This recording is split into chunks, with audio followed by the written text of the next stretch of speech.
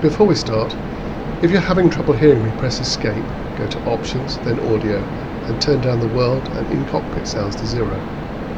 In this lesson we're going to learn how to navigate to an airfield and land on it. There are 3 navigation modes that we will be using: en route, return, and landing. These sub-modes are selected automatically at appropriate points along the assigned flight path, but they can also be cycled manually. In this lesson we'll use the automatic method. I currently have the lesson paused as I explain some of the finer points. Press the spacebar to continue. What we'll learn in this lesson is navigating to an airfield via the waypoints, then return point, then landing. We are currently in en route mode as indicated in the bottom left hand corner of the HUD.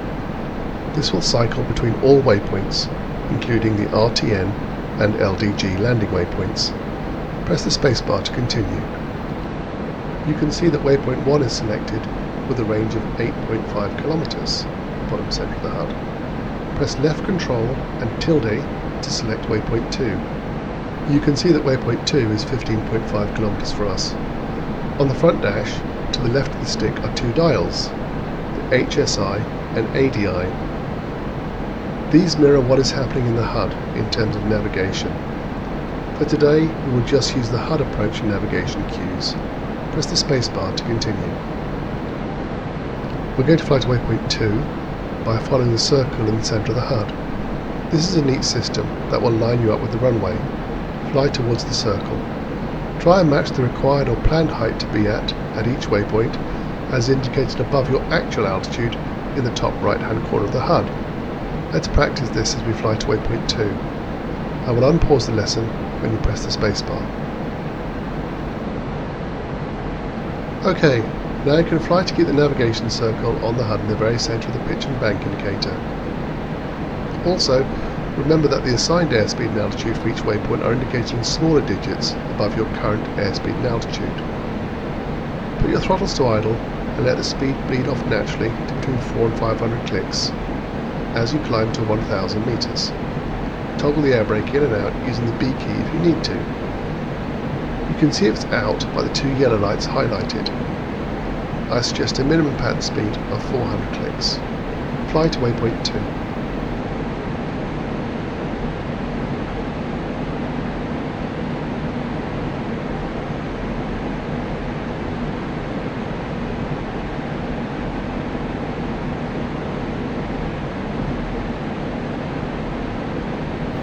Well done.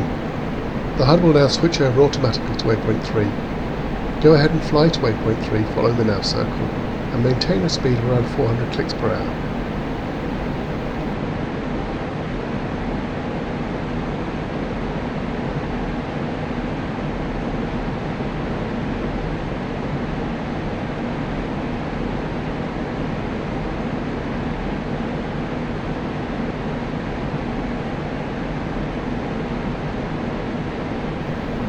Now that you've reached the last en route waypoint, notice that return mode has automatically been selected, as indicated by RTN in the lower left corner of the HUD. Your nav steering will now provide you steering to intercept the ILS beams at the proper heading and altitude. Now we've entered the ILS beams, we have automatically switched to landing mode, as indicated by LNDG, the bottom left hand corner of the HUD. The ILS contains a glide slope beam to guide you vertically, and a localizer beam to guide you horizontally. Below the landing indication is a K. This lets you know you've captured the ILS beams.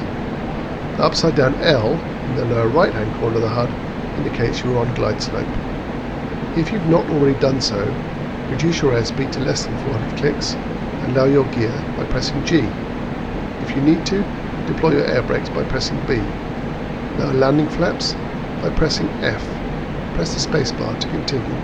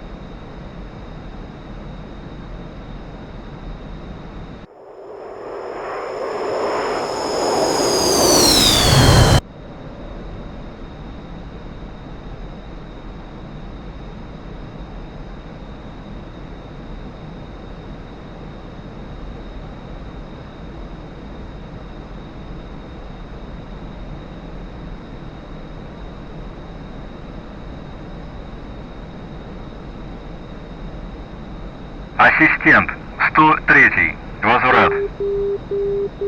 103. You have just passed the outer marker Следуйте beacon, курсом and your airspeed should be 263. between 280 and 320 clicks, and on glide slope. Remember, always better to be hot and high than Посадочный low and slow. 08. Занимайте высоту круга. 103. Работайте с посадкой. 103. You have now passed the inner marker Проверьте beacon выпуск шасси. at 5 Ветер у kilometers. земли 0,87. Скорость 5 метров в секунду. Посадочный 0,8. You just passed the runway threshold. When the radar altimeter indicates 5 meters, reduce the throttle to idle and flare the nose such that your sink rate is between 1 and 2 meters per second. Once all wheels are on the ground and your speed is below 250 clicks, release the braking chute by pressing P. Hold down the W key to apply wheel brakes until the aircraft comes to a stop.